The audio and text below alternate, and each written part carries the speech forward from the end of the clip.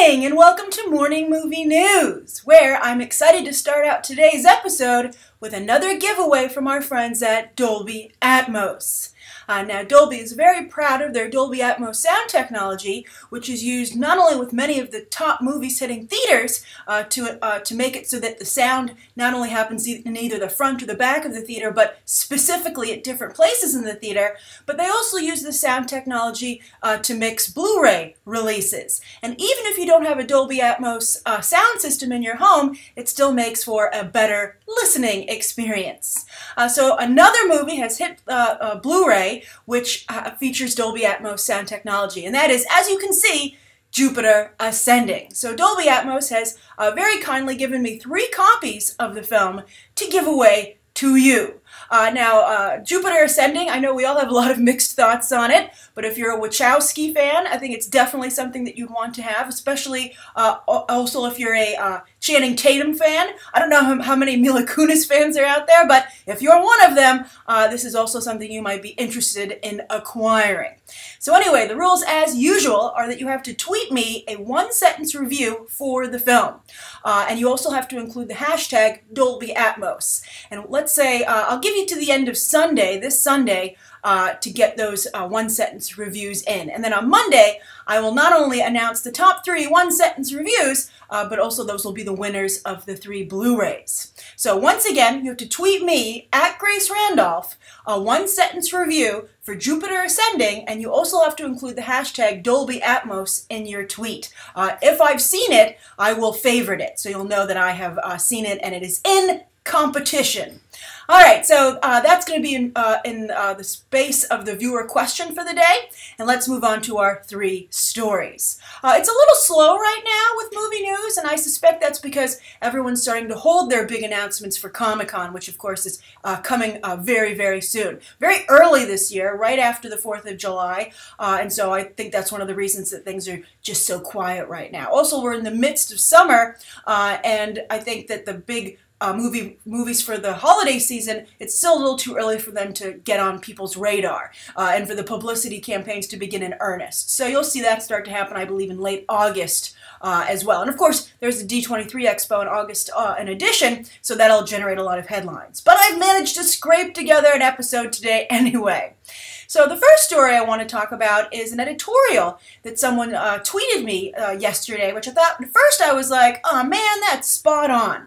And the headline was, sorry Ryan Reynolds, but Chris Pratt is having your career. And I was like, oh, that's pretty spot on, as I said. But then I was thinking about it, especially while I was walking to work this morning, and I was like, you know what, I don't agree. And I'm going to talk about that today on Morning Movie News. So I think that Ryan Reynolds wanting to have Chris Pratt's career that he's having right now is the whole reason that Ryan Reynolds is having problems, because they're actually very different, I think, on-screen personas, at least when executed correctly, right? And it's interesting because I think they both, went the route of the other one initially, which is why they both had so much trouble when they started their careers. And I think only now are they both, sliding into their sweet spots, right? So Chris Pratt started out wanting to be a full-on comedian. And also, because of his body image, he had trouble being taken seriously as a leading man. I mean, he did in the beginning. I believe he was on Everwood, but he looked much different then.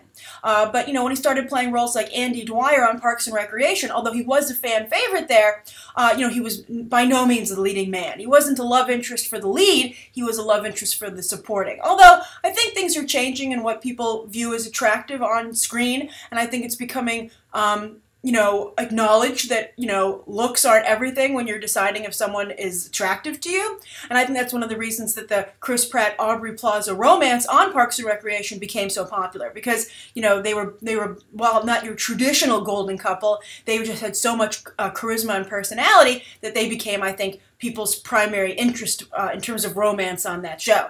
And Amy Poehler actually was never able to find a romantic partner, even with Rob Lowe, that interested people as much. But anyway, Chris Pratt was trying to play a straight-out comedic, straight-out comedic roles, right? And that just really wasn't for him. He also, like, for instance, in Delivery Man, he was Vince Vaughn's lawyer. He had his moments, but he didn't really excel in those roles. And only when he was able to get leading man parts, thanks to physically transforming himself, I think did he hit his sweet spot as someone who's humorous, but is more of a funny leading man, able to do some jokes, but overall he's the lead. And I think that I think Jurassic World is the best use of him yet. His Star-Lord role was a little bit more comedic, and I think it didn't fit him quite like the Jurassic World role does, which is like a glove. I think that role is perfect for him because he has serious moments, he has action moments, and it really shows that Chris Pratt is able to, fill all the demands, meet all the demands of a lead actor. Now, Ryan Reynolds tried to be that lead actor first, which is where I think this editorial comes from. But he failed because that's not where he excels. He tried to be the serious, the comedic, and the action-oriented leading man with films like Safe House and Green Lantern, and then also, of course, upcoming work that he has as well. I'm drawing a blank on one of the recent films that he did, but you get the idea. Ryan Reynolds was trying very hard. As I said, he paid more attention to his abs than his funny bone, and his funny bone is where he really should be making his money. But his career got so bad that, he really kind of hit rock bottom. He's a little bit like Matthew McConaughey in that regard, right? So I think that the Deadpool role is just so comedic and does not rely on his looks. He's falling apart and just held together by his healing factor, that I think that this is the role for him. I mean, he has a mask on a lot of the times, right? Ryan Reynolds is a hilarious comedian, and he should be thinking of himself more as a Will Ferrell, a Kevin Hart. That's the kind of roles that he should be playing, straight out comedic. And he's the one, if he's going to be a supporting character in a movie, he should, and he has the upcoming Selfless. We'll see how he does there, but I really believe that where audiences want to see Ryan Reynolds is being hilarious. So I don't think that Chris Pratt is having Ryan Reynolds' career. I think he's having the career Ryan Reynolds thought he should have and really wanted, but couldn't get because it's not a fit. So I think at the end of the day, once Deadpool hits theaters, you'll probably have two very successful actors, hopefully, in the roles they deserve to have. So I'm curious, what do you think? How do you think Chris Pratt is best used? How do you think Ryan Reynolds is best used? Please write your thoughts down below. And thank you to the BTT viewer who tweeted me that editorial. All right, so the second story of the day is some Ghostbusters reboot details that have emerged as the film gets ready to shoot in Boston. I'm actually sandwiching two stories together. The other day, Emma Stone was talking about why she turned down Ghostbusters, which I think was probably one of the biggest mistakes of her career. She said it was because, we'll just cover that first, I guess.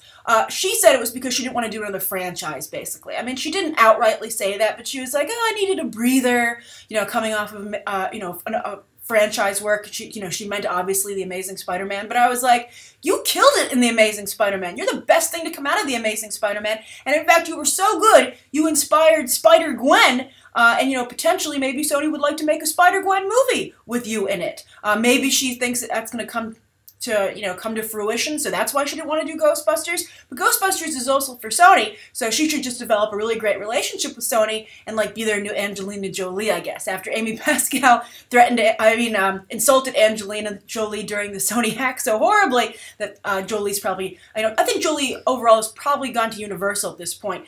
They distributed Unbroken, her upcoming By the Sea. I think she's now a Universal talent. So why not get Emma Stone? And Emma Stone should want to be one of Sony's big stars. Sony doesn't have a lot of female talent lined up. They have some male talent. Well, Adam Sandler used to be Sony. But if you pay attention, you can see where celebrities have kind of their homes. So I think she should have taken the role. I think it was a huge mistake. But anyway, the details are emerging. They're shooting Boston for New York, which I think is ridiculous. New York is so iconic and so, easily identifiable on the big screen, and was such a big part of the original Ghostbusters. I think to fake another city for New York is just not, it's not off to a good start already.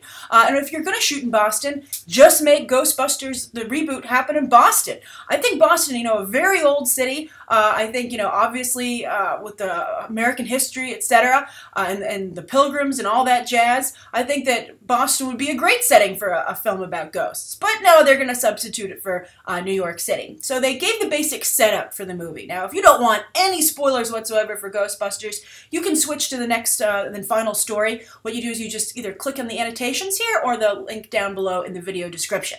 I'll give you a moment to peace out if you don't want to hear this at all, but I'm telling you, I'm not giving you any spoilers.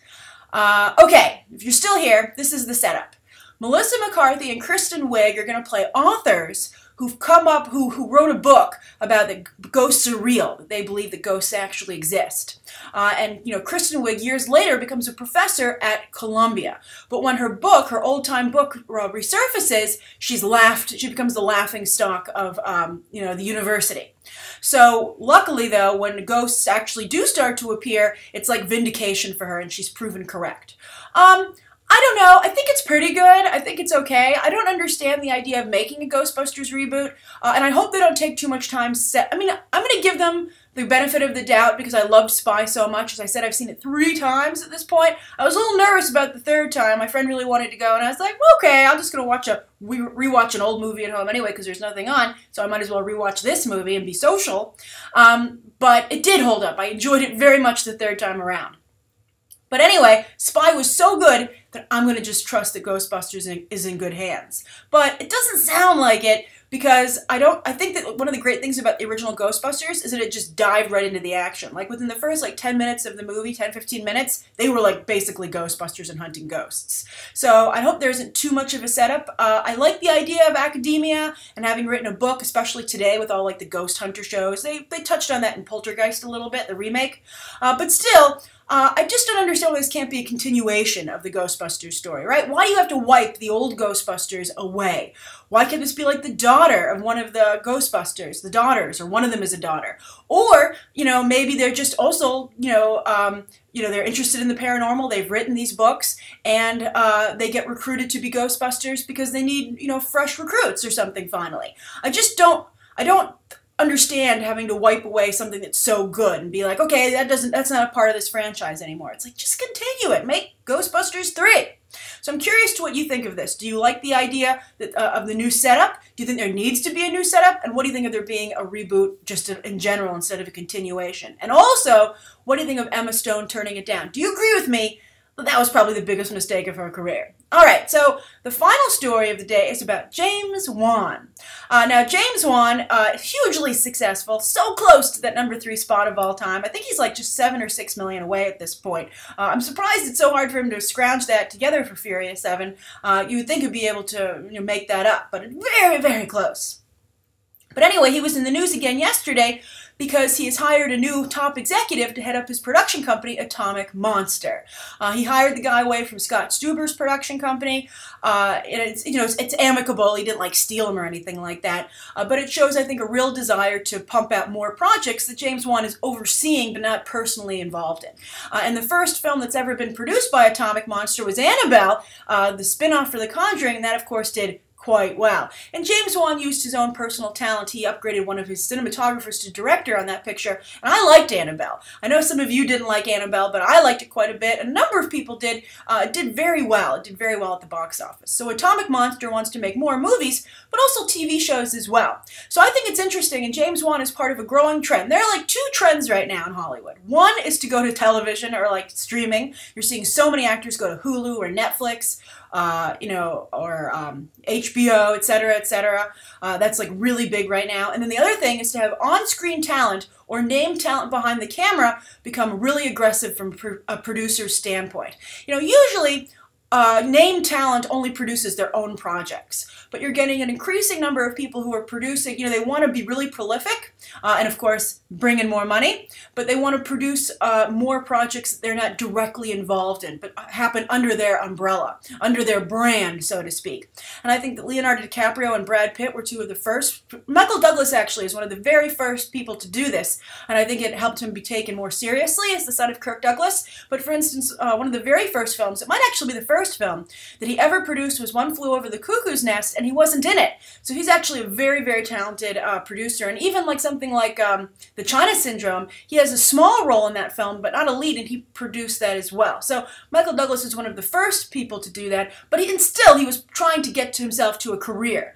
Here we're seeing actors who are actors and directors who just want to be more successful and be more prolific, and they're expanding their brands, and sometimes not even Reese Witherspoon is another person joining this trend, and I think it's very interesting, and it's a very interesting development for Hollywood, which is, I think, for so long been like name obsessed and who's on screen obsessed, that I think this selflessness is very inspiring. And also hopefully will lead to the discovery of more talent, because somebody needs to, direct and star in these films that they're producing. All right, so that's today's morning movie news. Thank you so much for tuning in. Please write down below what you think of today's top 3 stories, and be sure to enter for that chance to win a Jupiter Ascending Blu-ray. There are 3 being given away, so odds are pretty good. All right, thank you so much for tuning in, and you can check out some other episodes right now.